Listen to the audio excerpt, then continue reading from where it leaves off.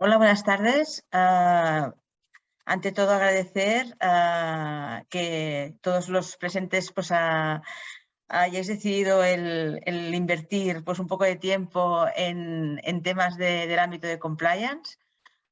Hoy desde el IEF tenemos el placer y el honor de estar acompañados por don Alberto Ríos, que es una persona con una larga trayectoria en el Banco de España y que le hemos pedido que nos ayude y nos muestre cuál va a ser o cuál es la perspectiva, la visión, el enfoque que un regulador como es el Banco de España hace un approach a lo que es a los temas de función de compliance, ¿no?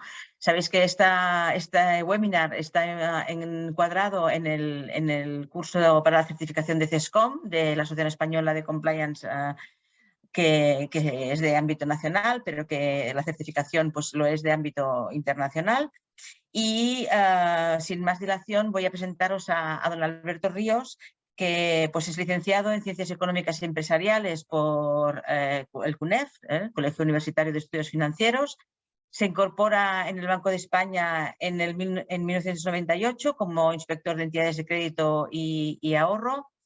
Su carrera profesional ha estado en la Dirección General de Supervisión, por lo tanto, esa visión que le pedimos que nos dé en cuanto a la función de compliance, evidentemente ha sido su día a día durante muchos años, y que también ha ejercido como director general adjunto desde 2017 hasta 2022.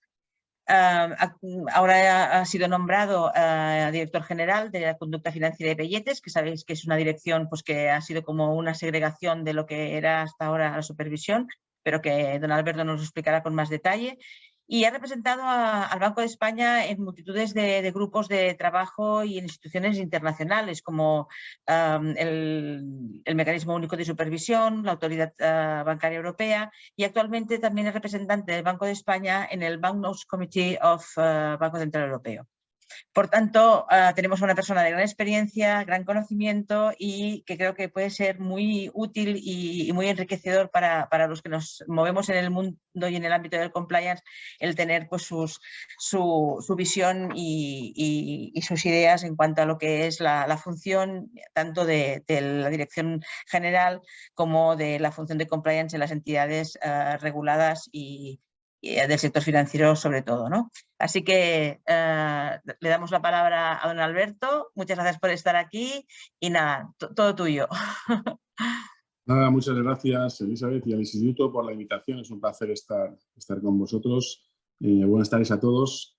Bueno, como decía Elizabeth, voy a centrar mi intervención de hoy dentro de lo que es el mundo compliance. Es muy amplio, ¿no? En una entidad de crédito.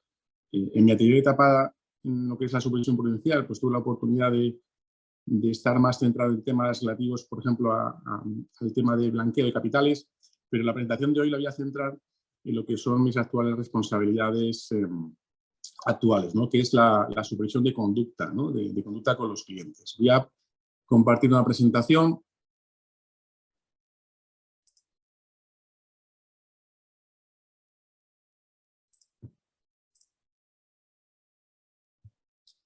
Entiendo que se está viendo ya.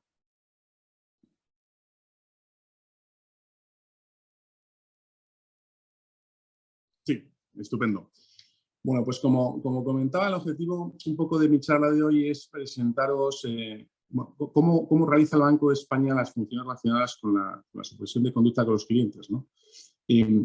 La Dirección General que dirijo actualmente fue creada el pasado mes de mayo. Voy a comenzar la presentación haciendo una referencia a cuáles son los objetivos con los que nace esta Dirección General y cuál es su organización en lo que respecta a supervisión de conducta. Luego haré una referencia al servicio de reclamaciones del Banco de España, que como sabéis será próximamente reemplazado, ¿no? por la nueva Autoridad de Defensa del Cliente Financiero.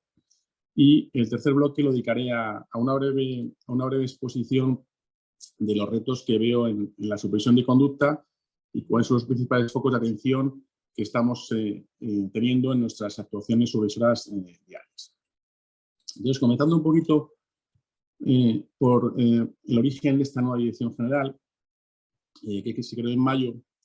Este origen lo encontramos en el plan estratégico del Banco de España, que lanzó en el año 2020 con un horizonte de 5 años y que constituye el primer plan estratégico, ¿no?, del Banco de España, cuyo propósito general no es otro que el de intentar modernizar la institución y aumentar la capacidad de influencia.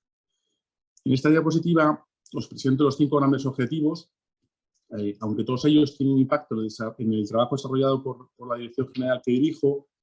Quizás el último de ellos, el quinto, el que define con mayor nitidez lo que es la vocación de esta nueva Dirección General y que, como podéis ver en la presentación, se corresponde con la generación de mayor confianza en el Banco de España y mayor valor para la sociedad.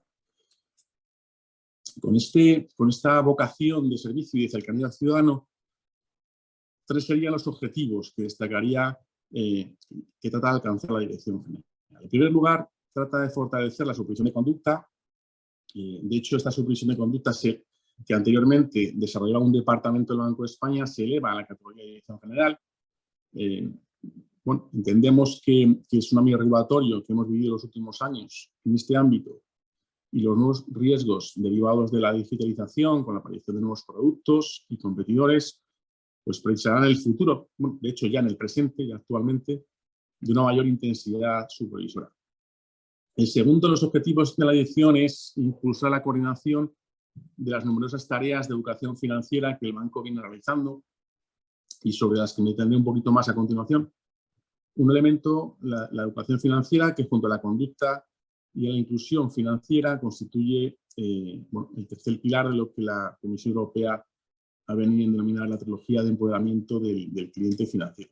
Y finalmente, el tercero de los objetivos estaría relacionado con la optimización de nuestras redes sucursales del Banco de España. Tenemos 15 sucursales a lo largo de la geografía española y la idea sería buscar sinergias con otros departamentos centrales del banco para el desarrollo de estas funciones de supervisión de conducta o de educación financiera.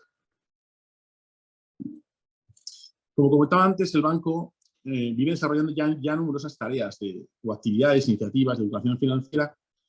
La mayor parte están enmarcadas en el Plan de Educación Financiera Nacional, del que el Banco de España es promotor junto a la Comisión Nacional de Mercado de Valores y junto al Ministerio de Asuntos Económicos y Transformación Digital. Se trata, este plan, de una iniciativa que comenzó en el año 2008, que ha sido recientemente renovado por cuarta vez con la firma del plan 2022-2025 y que, como podéis ver en el gráfico de la derecha, pues abarcará temas de gran interés, como pueden ser la promoción de la educación financiera en el ámbito escolar y universitario, el desarrollo de iniciativas para colectivos vulnerables, como pueden ser iniciativas de formación digital, o también temas relacionados con finanzas sostenibles. En la diapositiva incluye un link al portal cuya marca es Finanzas para Todos, donde podéis encontrar multitud de contenidos. La verdad es que me gustaría aprovechar esta oportunidad que tengo pues, para animaros a todos aquellos que no conozcáis el portal a que lo hagáis, a que le echéis un vistazo y, bueno, y si lo podéis promocionar entre vuestros amigos y compañeros, pues yo creo que es un portal que tiene un contenido muy rico y bueno, uno de los retos que tenemos es lógicamente impulsar todavía más la marca del Plan de Educación Financiera Nacional, ¿no? Bueno, hablaba antes de las redes sucursales del Banco de España, ¿no? Como decía, tenemos 15 sucursales a lo largo de la geografía española. Como reflejan los gráficos que hay en la parte inferior, en el año 2020-2021 el uso del efectivo ha experimentado una caída muy significativa como consecuencia de los efectos de la crisis del COVID. Si bien es cierto que ha habido una cierta recuperación, esta crisis parece haber propiciado o consolidado cambios en los patrones de comportamiento de los consumidores como consecuencia de la aceleración, ¿no?, del proceso de digitalización, en particular en relación con el uso de medios de pago. En este sentido, el Banco de España,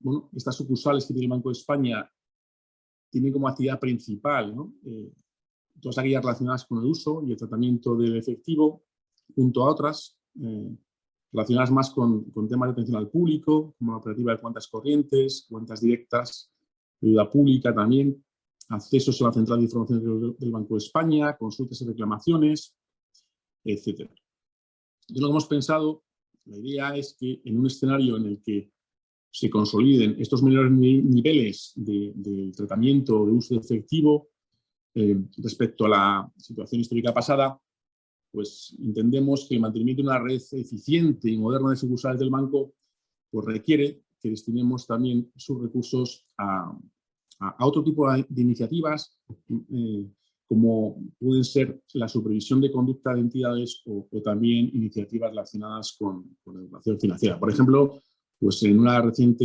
inspección, visitas que hemos hecho relacionadas con la supervisión de conducta a sucursales bancarias a lo largo de la geografía española, pues un 25% del personal que hemos empleado era personal que estaba ubicado en estas sucursales del Banco España.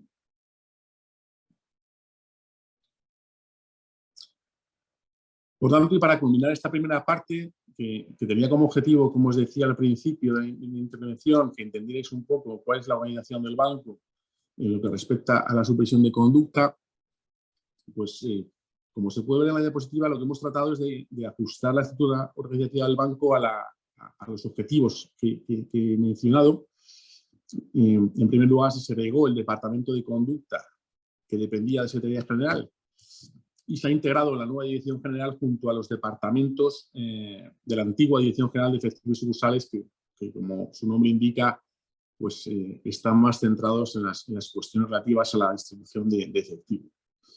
En lo que es dentro del propio departamento de conducta, como podéis ver, resaltado, pues hemos creado una nueva división de educación financiera, que como decía antes, tiene como objetivo aglutinar y coordinar las múltiples iniciativas que venimos desarrollando. Y finalmente también hemos creado un comité de educación financiera que está presidido por la subgobernadora del Banco de España y en el cual participan los principales departamentos del banco y que es un comité encargado de la definición y coordinación de la estrategia global del banco en materia de educación financiera.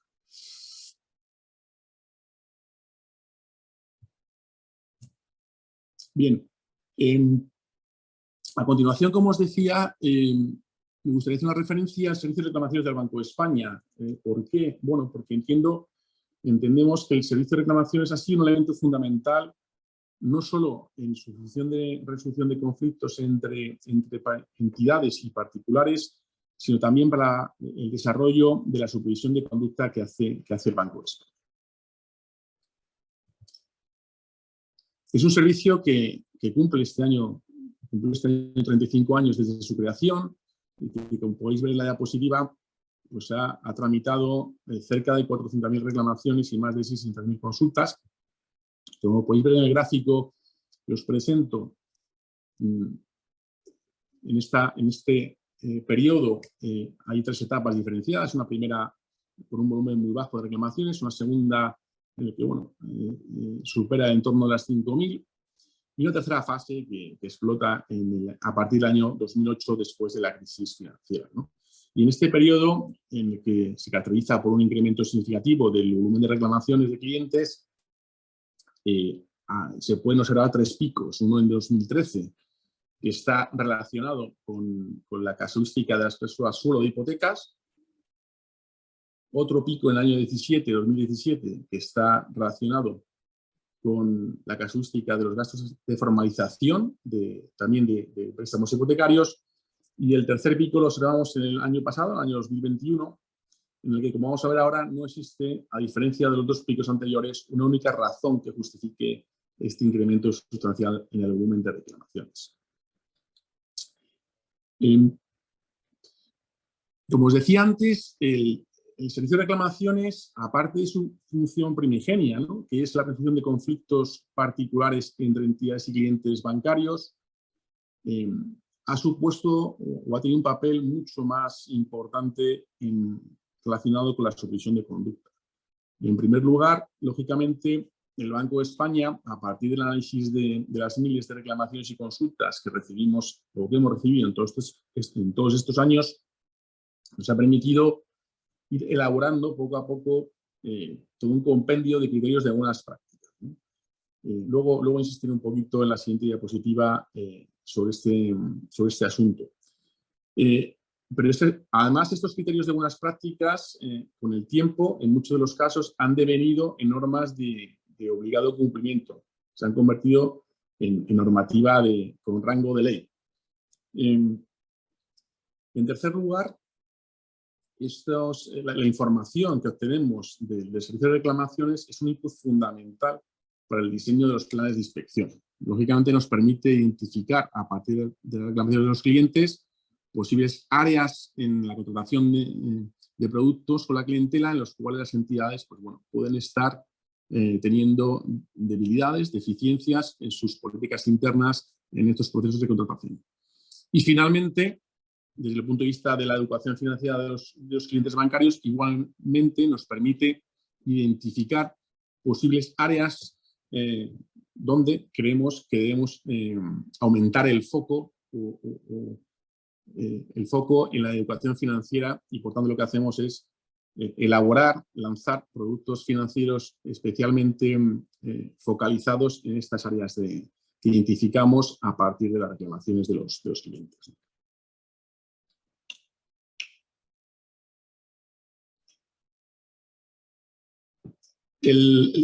Anualmente, el Banco de España tiene la obligación legal de hacer una memoria de estas reclamaciones. Os animaría también, creo que es una pieza que puede ser muy útil, ¿no?, para todos aquellos que estéis en vuestro trabajo relacionados con los servicios de atención al cliente o defensor del cliente de las entidades o con temas de conducta. Creo que es un manual o un documento que puede ser de gran utilidad. Os he expuesto aquí en la diapositiva, se puede hacer directamente en la web del Banco de España y esta es la memoria del 2021, tiene diferentes partes. Yo resaltaría la parte que se resalta en amarillo de criterios. Como os comentaba anteriormente, nosotros publicamos la memoria, cada año publicamos el compendio de criterios de buena práctica. Y por tanto aquí podéis encontrar bueno, los principales criterios que el Banco de España aplica en la resolución de las reclamaciones con casos reales, de reclamaciones reales que se han producido en cada año. La verdad es que es un documento que tiene 400 y pico páginas, no recomiendo una lectura continuada del mismo, pero sí que como manual de consulta creo que es de gran interés tanto para las personas en las entidades bancarias que están, como decía antes, trabajando en estas áreas, como también puede ser muy interesante para los clientes, ya que pueden consultar en dicho manual operativa similar a la que pueda estar generando alguna controversia con sus entidades bancarias. Por daros una referencia de las reclamaciones del año 2021, el año pasado, el volumen de reclamaciones, la verdad es que experimentó un incremento muy significativo del 61% respecto al año anterior. Por el contrario, las consultas tuvieron un crecimiento mucho más moderado del 4,4%. ¿Y cuál fue? Como decía antes, en este incremento significativo de reclamaciones no podemos encontrar un único producto o una única casuística que justifique este pico. Como veis, el volumen de reclamaciones estaba relativamente distribuido, bueno, entre hipotecas, 33%, tarjetas en torno al 30%, cuentas y depósitos el 17% y luego el resto un compendio de diferente tipología, préstamos personales, transferencias, etc., ¿no?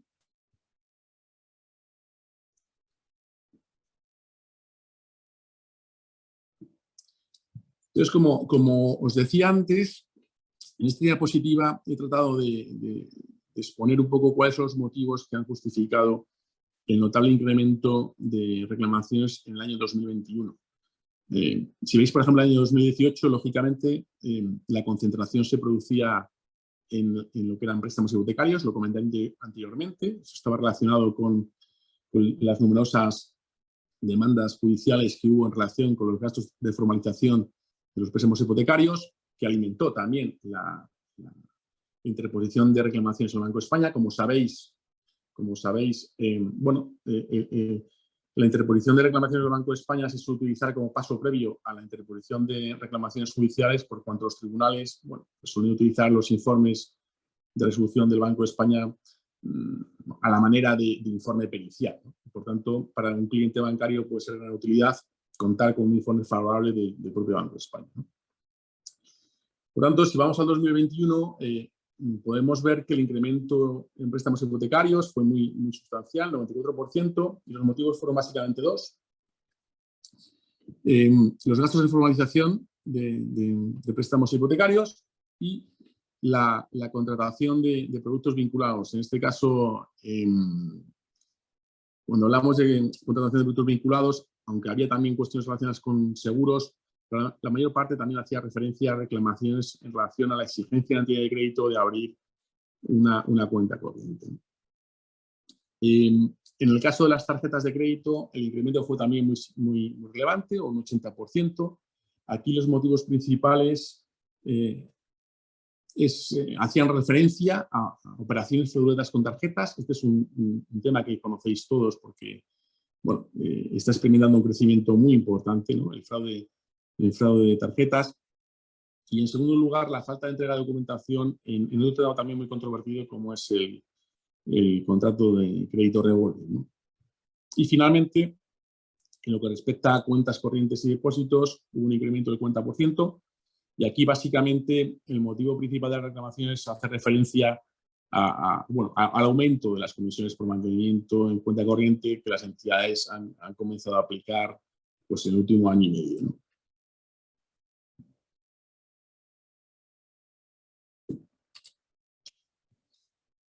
En esta diapositiva he intentado reflejar cuál es el resultado final de las 34.000 reclamaciones que el año pasado se interpusieron, o que tratamos en el servicio. En color naranja a la derecha tenemos las reclamaciones que generaron un informe del Banco de España, ya sea a favor del cliente o en contra, o también aquellos casos en que la entidad se allanó en favor del cliente antes del informe. Por tanto, podríamos pensar que del total de reclamaciones, solo en torno a un tercio habrían tenido una resolución a favor o en contra del cliente. Pero esto no es del todo cierto, ¿no? Porque si vamos a la parte de la izquierda, podemos ver que por ejemplo, 7.000 reclamaciones, el Banco de España no pudo atenderlas porque lo que hicimos fue remitir al cliente al servicio de atención al cliente de las entidades, por cuanto, como sabéis, este es un requisito previo para poder acceder para poder interponer una reclamación al Banco de España, es requisito previo haber pasado previamente por el servicio de atención al cliente de las entidades, ¿no? Y eran 7.000 casos, ¿no? Por lo cual, bueno, es razonable pensar que cuando el cliente volvió al servicio de atención al cliente, a los SAC, bueno, o bien fue atendida su pretensión y satisfecha por la entidad, o bien, con posterioridad, pues volvería, ¿no?, a nuestro servicio, ¿no? Y luego hay también, por ejemplo, otras 1.000 reclamaciones que no son competencia, su resolución nuestra, sino que la remitimos a la Comisión Nacional del Mercado de Valores, a la Dirección General de Seguros o a la Agencia de Protección de Datos, ¿sí? Me gustaría resaltar en la parte inferior del gráfico a la derecha que de los informes o resoluciones que finalmente el Banco de España informa, en un 73% de los casos la entidad de crédito rectifica en favor del cliente, ya sea antes, entre 1.694 casos, o después de la emisión del informe, en 1.362 casos. Por lo tanto, es un porcentaje que, como luego veremos, ha crecido de manera significativa en los últimos años. El importe devuelto en este año fueron cerca de 4 millones de euros, que es el mayor de la década, pero sí que es cierto que puede parecer un volumen bajo, pero tenéis que tener en cuenta que en muchos casos la reclamación del cliente no es una reclamación cuantitativa, no es una reclamación monetaria, ¿no? Puede hacer referencia a que no se le ha entregado determinada información contractual o cualquier otro motivo que no implique la necesidad de que la entidad pueda resarcir o deba resarcir al cliente monetariamente.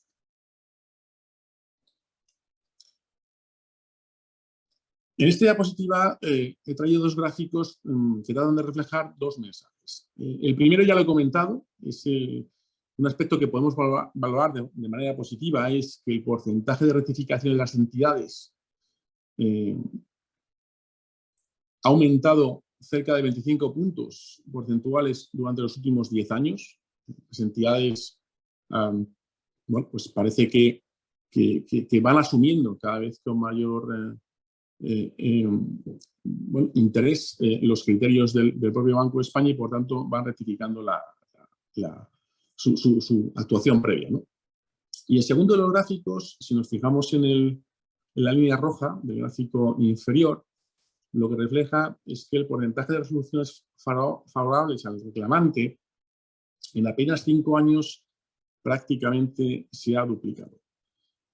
Pero también es cierto que, siendo esto un aspecto positivo, si nos fijamos en el gráfico, si recordamos el gráfico en la diapositiva anterior, también es verdad que, lo voy a poner, que aquí en la parte, cuando hablábamos de la ratificación, antes del informe, los allanamientos por 3.694 casos, es un porcentaje muy importante, ¿no? Por tanto, podemos decir que es positivo que las entidades rectifiquen y que se allanen en favor del cliente, bueno, incluso antes de la emisión del informe de servicio. Pero la pregunta que nos podemos hacer es por qué, si la entidad considera que el cliente tiene razón y se allana, ¿por qué el servicio de atención al cliente no le dio la razón previamente, ¿no? Por lo tanto, esto sería un punto, un dato que nos podría estar indicando que, bueno, entendemos que va a haber cierto margen de mejora en la actuación de los servicios de atención al cliente por parte de las entidades.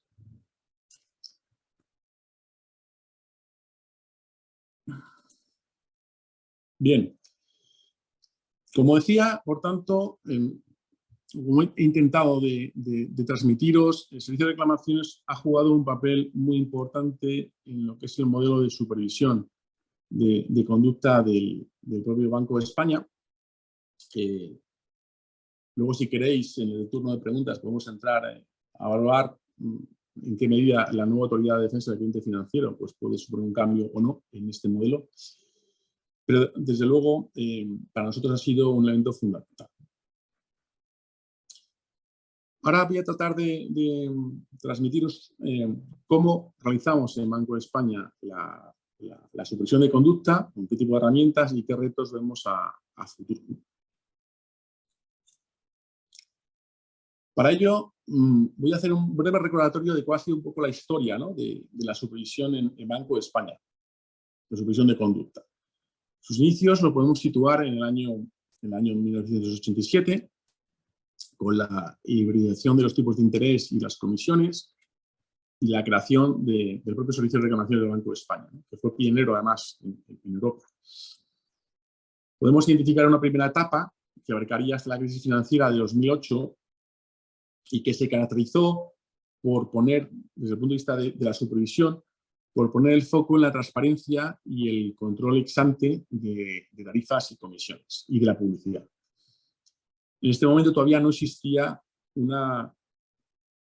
todavía una supervisión de conducta diferenciada. Cuando digo diferenciada, quiere decir que los elementos de protección del cliente y transparencia con el cliente, Banco de España los supervisaba dentro de lo que era el ámbito prudencial. Es decir, cuando íbamos a hacer una inspección de carácter prudencial, de una inspección que tiene por objeto pues, la revisión del balance de la entidad, el capital de la entidad, los riesgos a los que se enfrenta la entidad, pues un área más que se veía era la parte de conducta. Lógicamente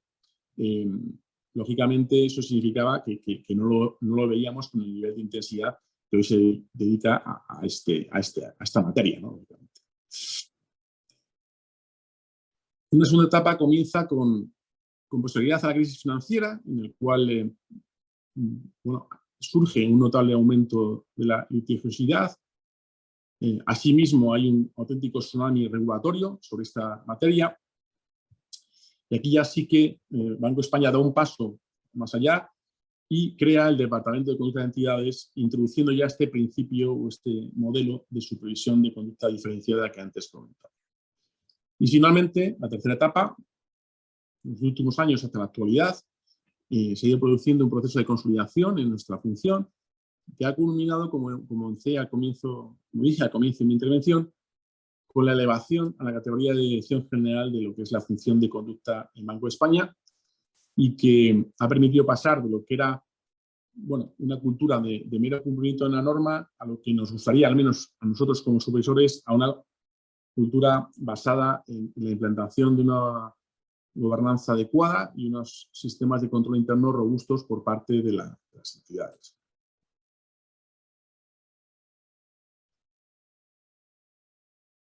Bueno, ¿y ahora qué, no? Podríamos preguntarnos hacia dónde consideramos que debe avanzar la supervisión de conducta.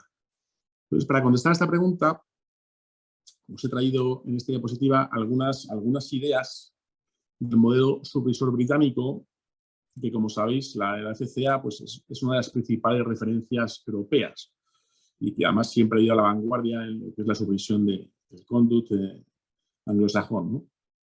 Creo que los elementos que se reflejan en este gráfico permiten, contienen los pilares básicos de lo que sería un sistema moderno de supervisión de la conducta, en particular los relativos a la visión forward-looking, es decir, una supervisión que nos permita anticipar los problemas. En el ámbito de supervisión de conducta, si no anticipamos los problemas, cuando lleguemos, hemos llegado tarde, ¿no? Si se han materializado ya los conflictos, si se ha materializado la litigiosidad, ya poco podemos hacer, ¿no? En segundo lugar, la atención sobre la cultura y la gobernanza de las entidades o, por ejemplo, el principio de supervisión enfocada a riesgo, ¿no? Con estas ideas generales, con estas premisas que he comentado, pues he identificado en esta diapositiva 4 retos principales a los que creo que nos enfrentamos como supervisores. El primero de ellos hace referencia a lo que yo he venido a denominar impacto supervisor.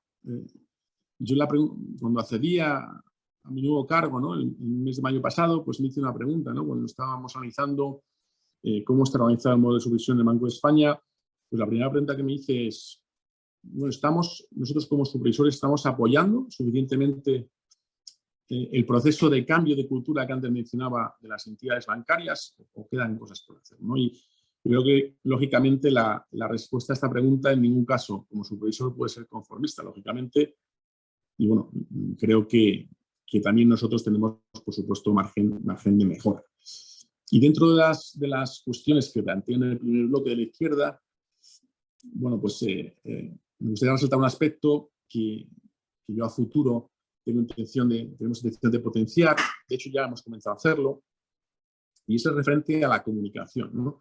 Creo que, perdón, una actitud más activa, ¿no? Por nuestra parte, en la difusión de nuestras expectativas supervisoras y de los resultados de nuestras actuaciones, lógicamente resultados agregados, porque no podemos comunicar resultados de entidades individuales, nos puede ayudar al sector no solo en la corrección de prácticas inadecuadas, la corrección ex post, sino también en la implementación de medidas ex ante o de naturaleza preventiva que, como decía antes, permitan anticipar la posible materialización de los riesgos.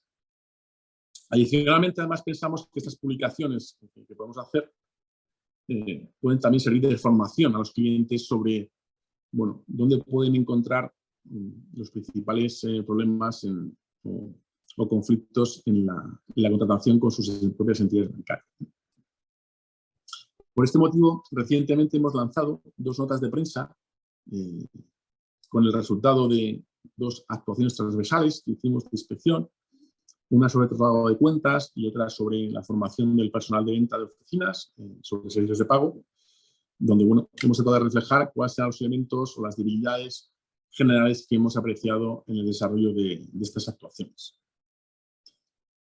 El segundo de los retos es la recuperación de la reputación del sector tras unos años en los que los casos de litigiosidad, ¿no? El peso al suelo, por ejemplo, pues han sido muy numerosos, ¿no?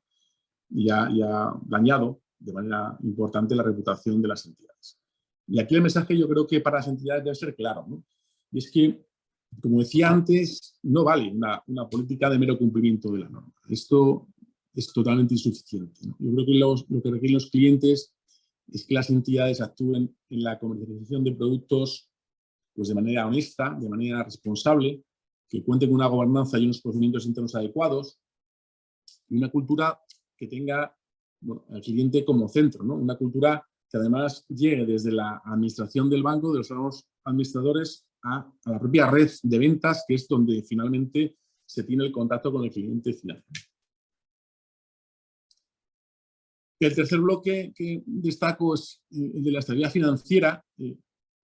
Es evidente que algunos de los episodios recientes han puesto de manifiesto hasta qué punto una inadecuada conducta por parte de las entidades puede tener incluso efectos sobre la estabilidad financiera. Recordemos, por ejemplo, el caso de las cláusulas suelo, ¿no?, que vimos en años atrás, ¿no?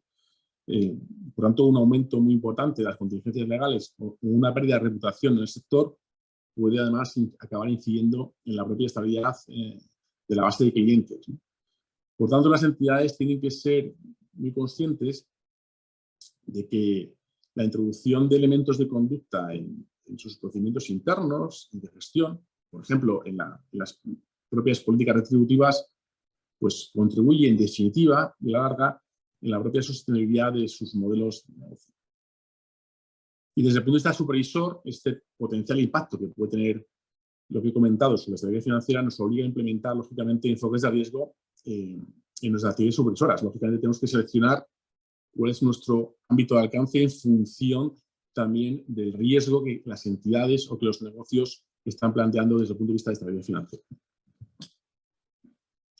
Y el cuarto reto tiene su origen en la creciente complejidad del universo supervisor a que nos enfrentamos día a día.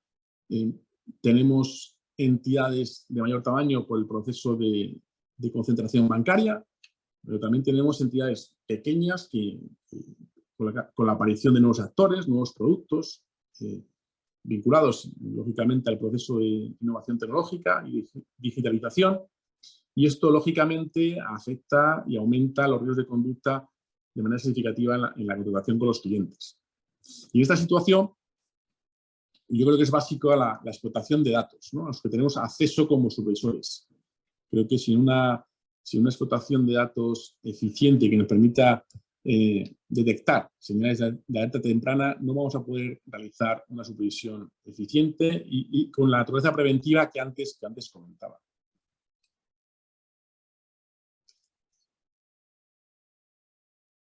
Bueno, ¿y cómo hacemos nuestra función? ¿Con qué herramientas? ¿Qué tipo de iniciativas desarrollamos en el día a día? Bueno, hay múltiples, ¿no?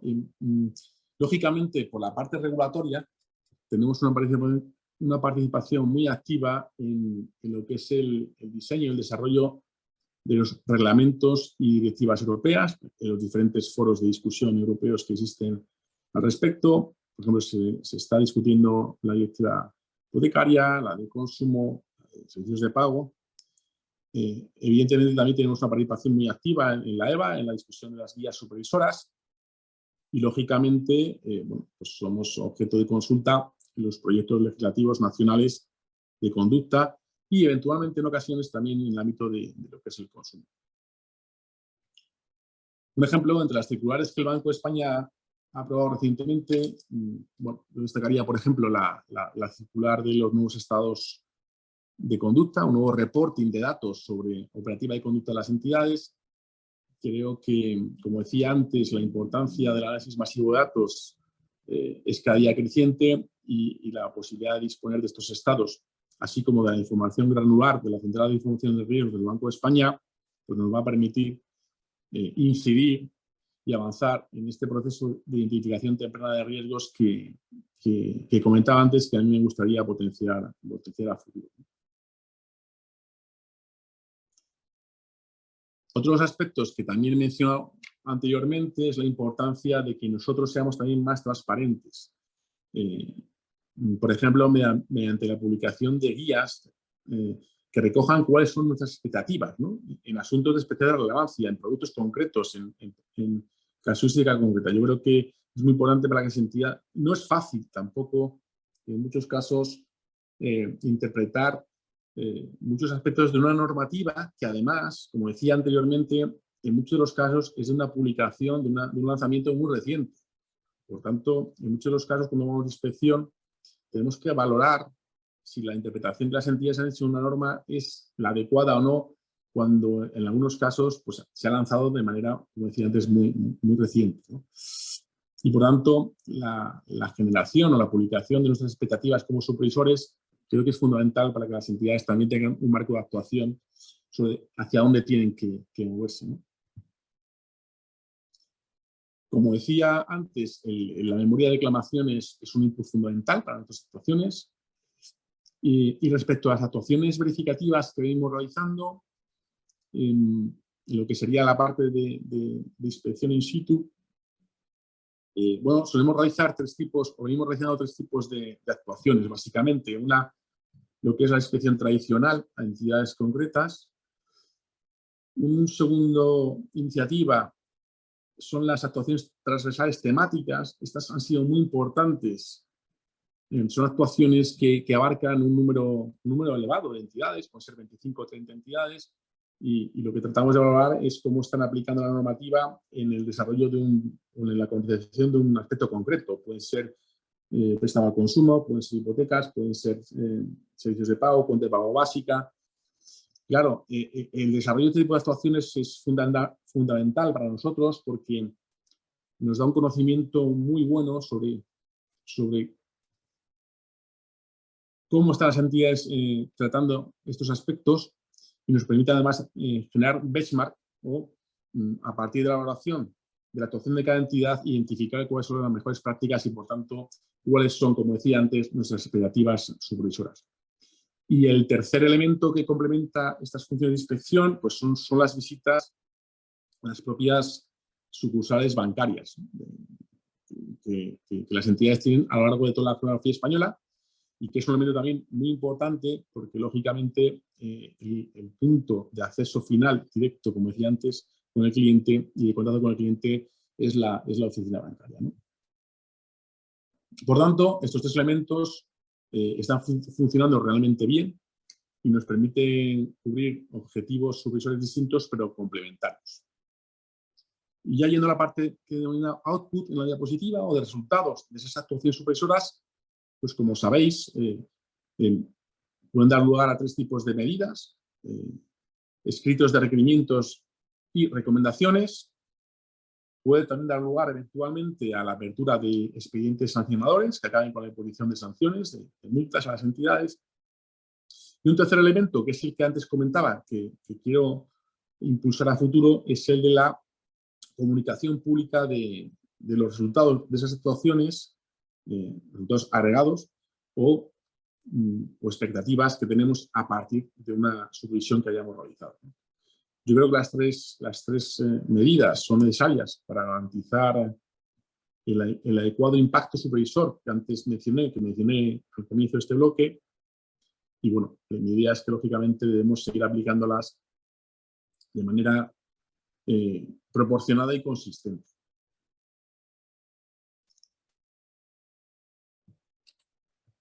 Bueno, y finalmente, para terminar mi intervención y daros paso a cualquier pregunta que queráis realizarme, me gustaría hacer una referencia a cuáles son las áreas en las que estamos trabajando o hemos trabajado recientemente y que son foco de particular atención o preocupación por nuestra parte.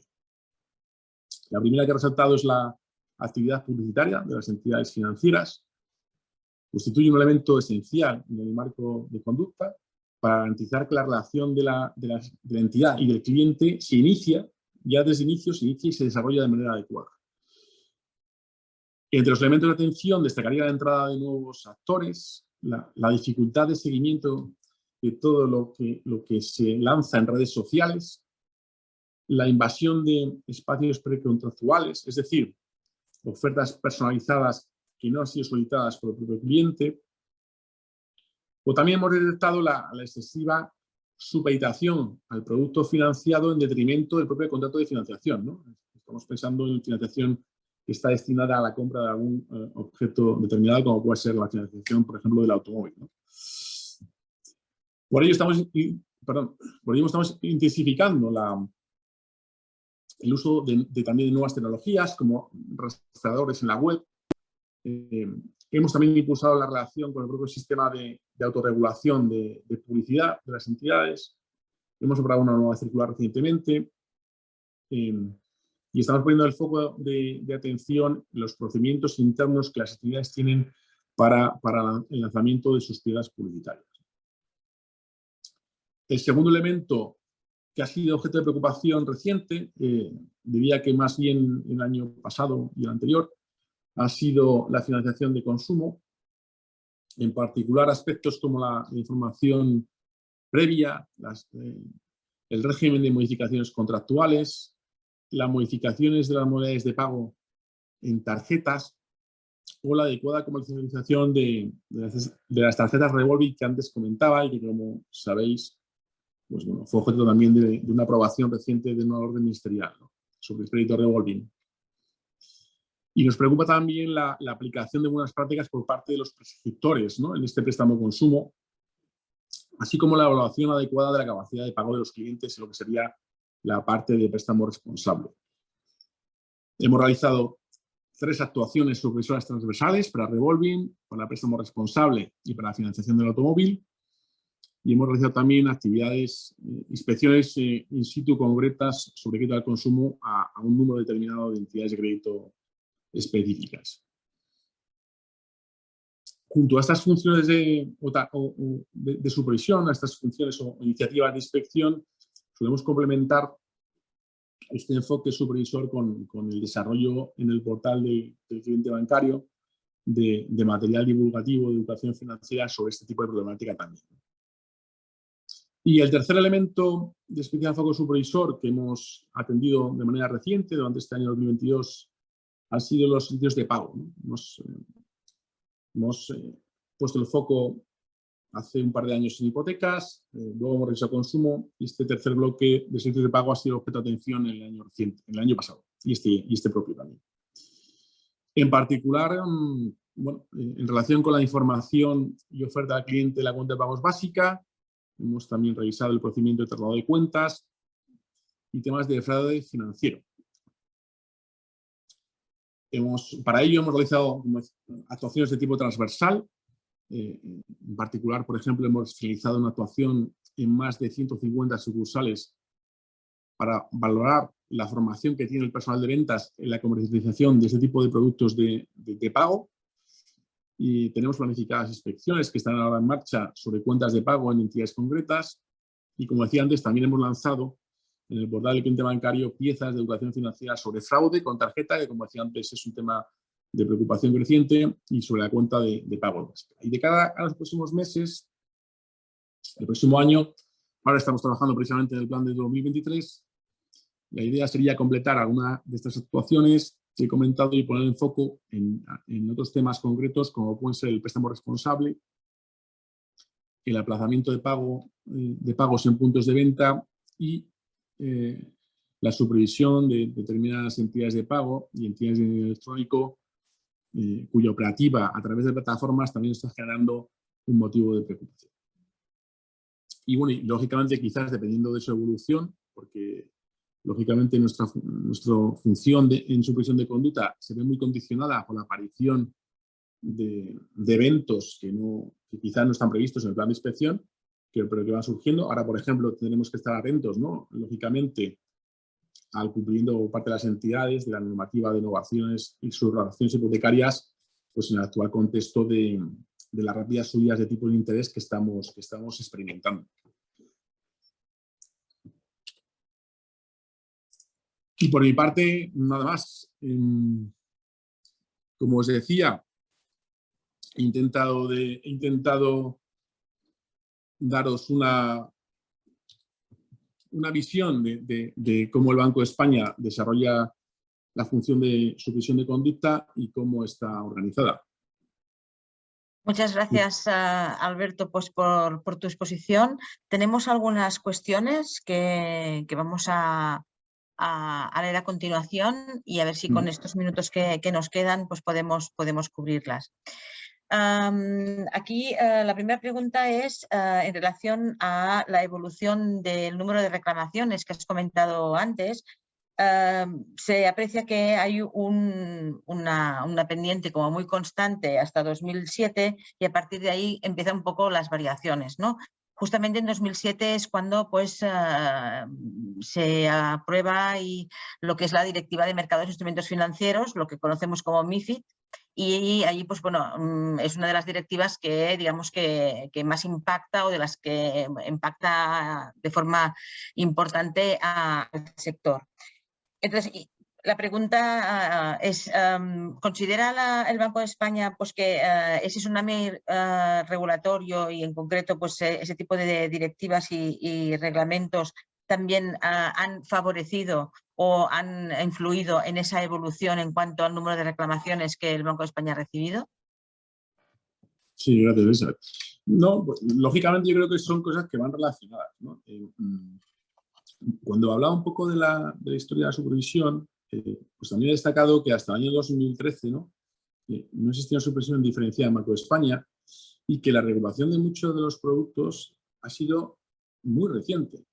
Entonces, lógicamente, cuando empiezan a aparecer casos de litigiosidad con las entidades, de conflictos entre los productos y surgen nueva normativa que aclara, que incrementa la protección del consumidor, pues lógicamente eso incentiva al propio cliente bancario a reclamar sobre esos aspectos que están siendo regulados o que están siendo resueltos por parte de los tribunales.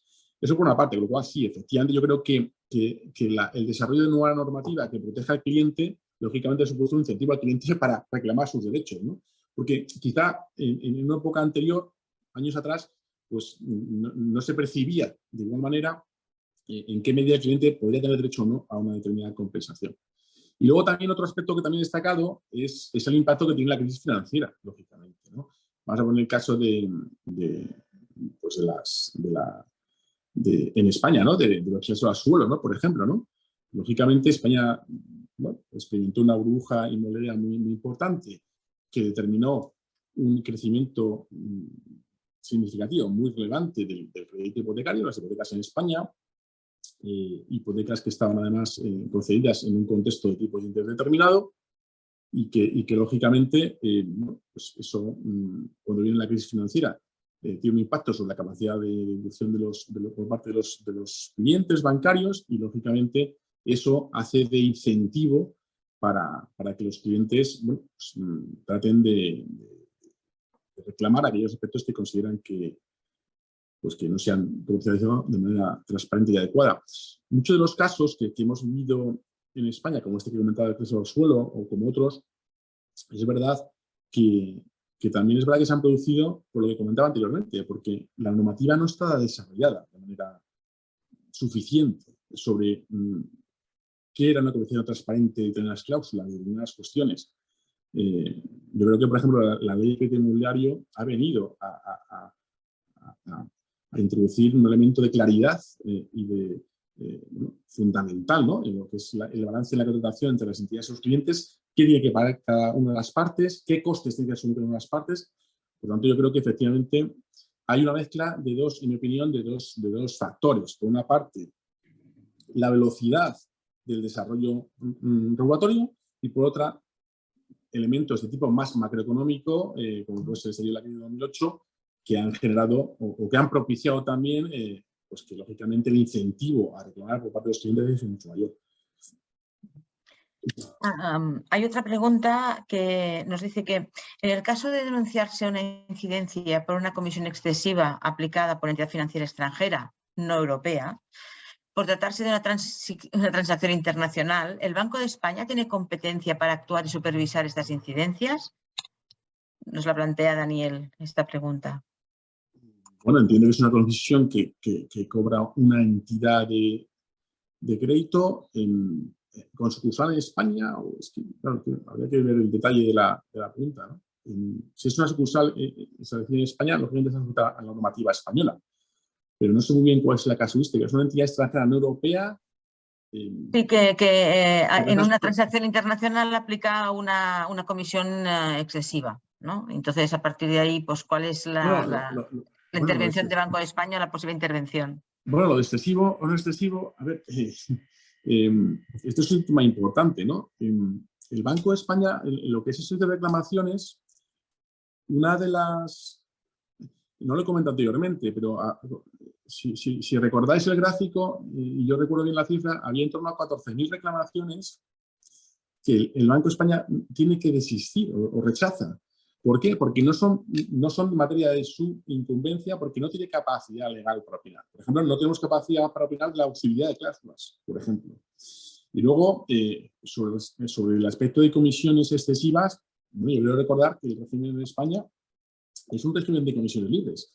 Y por tanto, lo que hace el Banco de España cuando recibe una reclamación relativa a comisiones es verificar básicamente si la comisión responde a un servicio efectivamente prestado y no hay duplicidad de comisiones para el mismo servicio, llamando de otra manera, etc.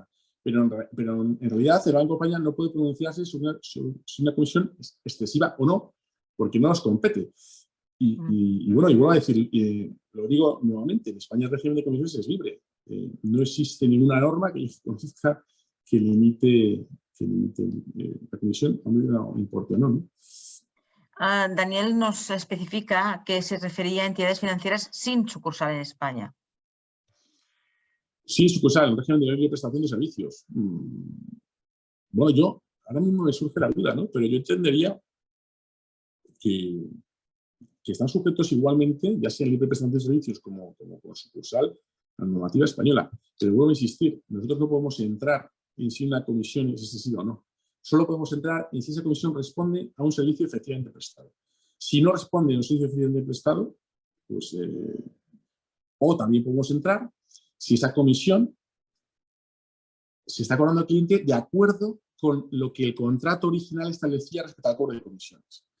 Si está variando el régimen de comisiones que aplica y no lo ha comunicado conforme la normativa española de transparencia con el cliente requiere, no se han cumplido los requisitos que establece la normativa, también decimos que ha incumplido o que puede haber incumplimiento de la norma porque no se ha comunicado al cliente la modificación de las comisiones o que van sobre una comisión. O sea, opinamos sobre si responde el servicio de prestado y sobre si el régimen de modificación, lo comentaba antes, contractual, o sea, de una comisión, se comunica adecuadamente. Pero no podemos entrar en si es excesiva, ¿no? No tenemos capacidad para ello. Muy bien, muchas gracias. Tenemos otra pregunta en relación un poco a las prioridades y a los objetivos que el de la dirección está trabajando en ese momento, ¿no? Como has comentado, publicidad, financiación del consumo y servicios de pago. Entonces, la pregunta es, ¿cómo ve el Banco de España la convivencia entre entidades de diferente tipo, pero que prestan el mismo tipo de servicio, como sería un servicio de pago?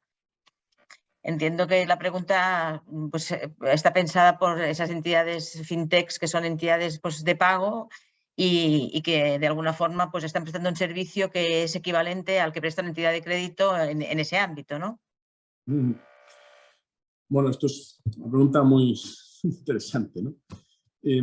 A ver, nosotros, lógicamente, el Banco de España, las facultades de supervisión de conducta alcanzan a las entidades que están sujetas a las normas de organización y disciplina del Banco de España, es decir, entidades financieras escritas que pueden ser entidades de crédito, o entidades de pago, o de dinero electrónico, etcétera, ¿no?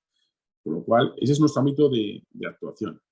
Y, lógicamente, bueno, nosotros supervisamos las entidades igualmente. Lógicamente, el modelo de negocio es diferente y cada una tiene su complejidad por sus características distintas. Antes comentaba, por ejemplo, y también es verdad que la norma de la que emana la normativa de conducta de protección del cliente no es única.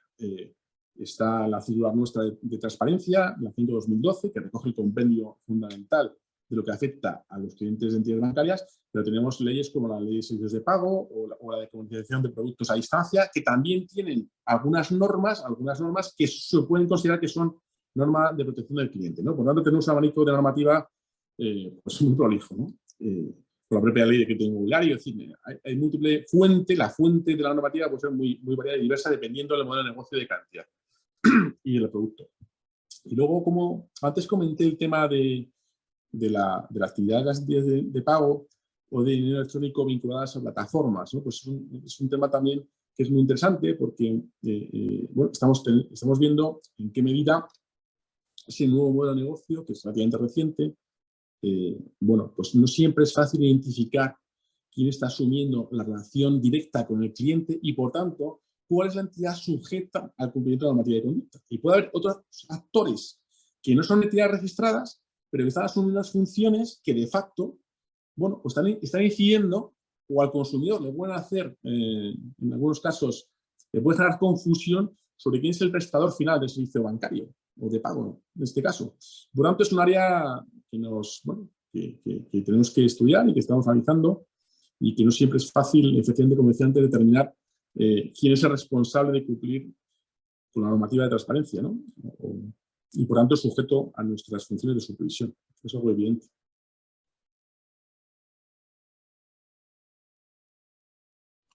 Hay otra pregunta que creo que tenemos todavía unos minutos para poder plantearla, y es que a raíz de una frase que has dicho, que es que no vale un mero cumplimiento de la norma, ¿no? Sino que la idea es ir un poco más allá.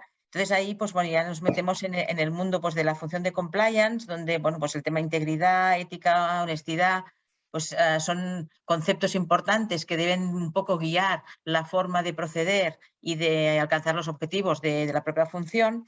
Y entonces la pregunta es que cómo ve el Banco de España, pues, o si se imagina que debe haber algún cambio o se puede aprovechar la función para alcanzar ese objetivo, ¿no? Si actualmente pues, la función ya está pues, muy concienciada y tira por ese camino y por tanto pues, es un aliado para el regulador en ese sentido y, por tanto, pues cómo puede jugar esa alianza, ¿no? Entre reguladores y entidades a través de la función de compliance. No, totalmente. Aquí hay varios aspectos, ¿no? Que son importantes en lo que sería avanzar hacia esa cultura que decía yo de que el cliente está en el centro, de que, como tú comentabas, Elizabeth, sea una actuación honesta, responsable. La norma, por un lado, también ha avanzado en esa dirección, ¿no? En la propia ley de crédito inmobiliario, pues ya, y en la ley de consumo, tenemos conceptos como el préstamo responsable, algo que nunca habíamos oído. O sea, la norma ha llegado a decir que una entidad de crédito no solo tiene que ser transparente con el cliente, sino que debe financiar al cliente en la medida en que el cliente pueda devolver la financiación.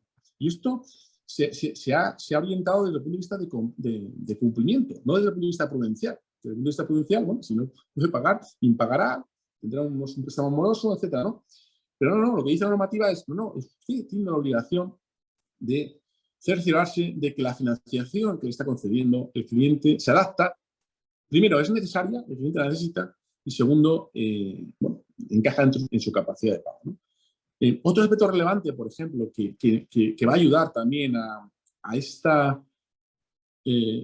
avanzar en que las entidades, yo decía antes, no implementen procedimientos internos de control en la comercialización de sus productos, que nos ayude, y que algo que habíamos demandado de manera reiterada es que no existía una normativa obligatoria para las entidades específica para la parte de conducta en lo que es la aplicación de controles internos adecuados.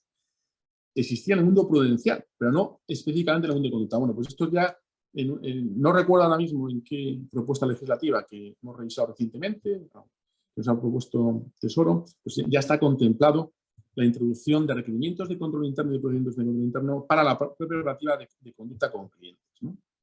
Y luego, por supuesto, yo creo que el Departamento de Compliance, en la mayor parte de las entidades, los departamentos los departamentos de atención al cliente que yo comentaba, los servicios de atención al cliente, los SAC, dependen no solo de ellos dependen también los comités de nuevos productos, que son en muchos casos también los que introducen requerimientos desde el punto de vista de compliance para comercializar nuevos productos, etcétera, pero también de ellos suelen depender los servicios de atención al cliente. Pues tiene un papel fundamental, ¿no? En que dentro de la organización, por tanto, en nuestra papel de supervisor, uno de los aspectos que revisamos es que esta función de compliance encuentra dentro de la organización con un nivel de empoderamiento adecuado, ¿no? Que su nivel de representatividad y de reporting sea al nivel adecuado y, lógicamente, independiente eso es evidente, ¿no? De lo que es la línea de negocio, ¿no? Y luego, un último aspecto que a mí me gustaría resaltar, porque está relacionado con lo que has comentado, Elizabeth, de la implicación de las propias entidades. A mí estamos asistiendo en los últimos meses, ¿no? a diferentes iniciativas de autorregulación por parte del sector bancario, ¿no? Lo hemos visto con cuestiones relativas a la inclusión financiera, lo estamos viendo ahora recientemente con el Código de Buenas Prácticas hipotecario. Yo creo que a mí estas iniciativas creo que son muy positivas, ¿no? Yo creo que el propio sector se obligue voluntariamente, tome el compromiso de actuar de una determinada manera, creo que en ocasiones puede ser incluso mucho más positivo que una propia ley que el Poder Legislativo puede en un momento imponer, ¿no? Yo creo que esto es algo que de luego lo encuentro muy positivo y que en el ámbito de conducta también puede encontrar margen de recorrido. Perfecto. Pues no tenemos más preguntas y a menos no veo que tengamos ninguna más. Agradecer mucho tu participación y que nos hayas contado pues, todos los retos y los objetivos de esa nueva dirección. Y también agradecer pues, a los asistentes al webinar, que la verdad es que bueno, sin ellos pues sería baladí el organizarlos, ¿no? Así que muchas gracias de parte del IEF a todos vosotros y esperamos pues, veros en la próxima sesión. Gracias a ti, Elisa, también. Gracias a todos. Buenas tardes. Que tengáis buenas Navidades y felices fiestas. Gracias, igualmente. Venga, hasta luego.